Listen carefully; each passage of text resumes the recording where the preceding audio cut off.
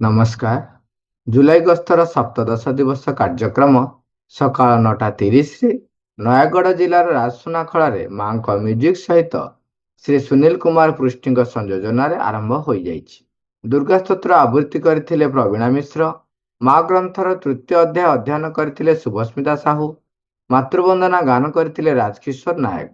ପୁଷ୍ପାଞ୍ଜଳି ସାହୁଙ୍କ ସାବିତ୍ରୀ ଆବୃତ୍ତି ଓ ସ୍ୱାଗତ ଭାଷଣ ପରେ ପଞ୍ଚାୟତ ସଂଗଠକ ପ୍ରମିଳା ସାହୁ, ଭବାନୀ ମହାନ୍ତି, ପ୍ରମୋଦ କୁମାର ସାହୁ, ଲକ୍ଷ୍ମୀଧର ମହାପାତ୍ର ଏବଂ କାଞ୍ଚନବାଳା ସାହୁ, ବ୍ଲକ ସ୍ତରୀୟ ସଂଗଠକ ବିଜୟ କୁମାର ଦଳବେହେରା, ରାଜକିଶୋର ନାୟକ, ରତ୍ନାକର ମହାପାତ୍ର ସେମାନଙ୍କର ନିଜ ନିଜ ରିପୋର୍ଟ ପାଠ କରିଥିଲେ। ତାପରେ ଦଶ କର୍ମଧାରାର ସଂଗଠକ ସନ୍ତୋଷ କୁମାର ସାହୁ, ପ୍ରଫୁଲ୍ଲ ଚନ୍ଦ୍ର ସାଥୁଆ ଏବଂ ରମେଶ ଚନ୍ଦ୍ର ସାହୁ ସେମାନଙ୍କର ରିପୋର୍ଟ ଉପସ୍ଥାପନ କରିଥିଲେ। ସନାତନ ଲେଙ୍କା ଜିଲ୍ଲା ରିପୋର୍ଟ, ସୁକାନ୍ତ କୁମାର ଜେନା ଓ ଆନନ୍ଦ ପ୍ରଧାନ ଜୋନାଲ ରିପୋର୍ଟ ଉପସ୍ଥାପନ କରିଥିଲେ। ତାପରେ କପିଳାସ ପ୍ରସାଦ ଦାସ ଭାରତର ମହାନତା ବିଷୟ ଉପରେ ଆଲୋଚନା କରିଥିଲେ। ପ୍ରସାଦ ତ୍ରିପାଠୀ ଓଡ଼ିଶାର ସାଂଗଠନିକ କାର୍ଯ୍ୟକଳାପ ଉପରେ ବକ୍ତବ୍ୟ ରଖିଥିଲେ।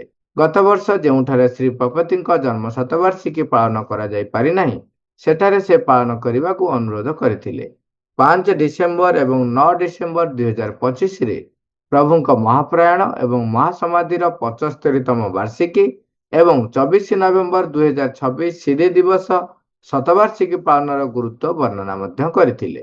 ଗ୍ରାମାଞ୍ଚଳରେ ସାଂଗଠନିକ କାର୍ଯ୍ୟକଳାପ ଉପରେ ସେ ଗୁରୁତ୍ୱାରୋପ କରିଥିଲେ। ଓଡ଼ିଶାର ସମସ୍ତ ଶ୍ରୀମନ୍ଦ ପୂର୍ଣ୍ଣାଙ୍ଗ ଶିକ୍ଷା କେନ୍ଦ୍ର ପାଇଁ ସରକାରଙ୍କ ଦ୍ୱାରା ଉପଲବ୍ଧ ସ୍ୱାସ୍ଥ୍ୟ ସୁବିଧା ବିଷୟରେ ମଧ୍ୟ ବର୍ଣ୍ଣନା କରିଥିଲେ।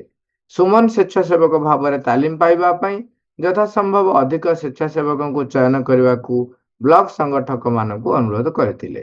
ସୁମନ ସ୍ୱେଚ୍ଛାସେବକ ସମ୍ପର୍କିତ ସମସ୍ୟା ପାଇଁ ସାମାର ରାଜ୍ୟସ୍ତରୀୟ ସଂଗଠକମାନଙ୍କ ସହିତ ଯୋଗାଯୋଗ କରିବାକୁ ପରାମର୍ଶ ଦେଇଥିଲେ।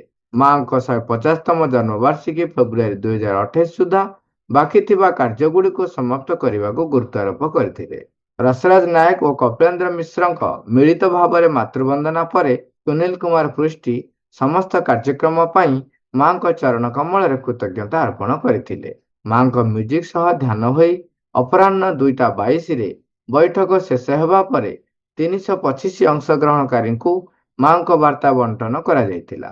ବୈଠକରେ 16ଟିରୁ 15ଟି ଶ୍ରୀମନ୍ଦ ପୂର୍ଣ୍ଣାଙ୍ଗ ଶିକ୍ଷା କେନ୍ଦ୍ରର ଅପାଭାଇମାନେ ଉପସ୍ଥିତ ଥିଲେ। ପରବର୍ତ୍ତୀ ଦିବସ କାର୍ଯ୍ୟକ୍ରମ ସ୍ଥଳ ଫୁଲବାଣୀ ଜିଲ୍ଲା।